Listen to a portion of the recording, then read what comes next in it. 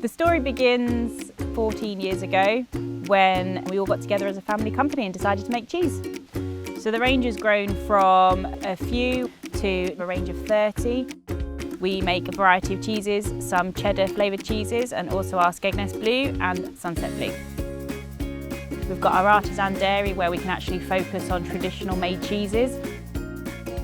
The ethos is that everybody's in it together. The team here at Lymn is made up of 6 family members, our husbands, wives, mums and dads, and also an additional 9 staff. The employment is growing and growing, which we're really, really proud of.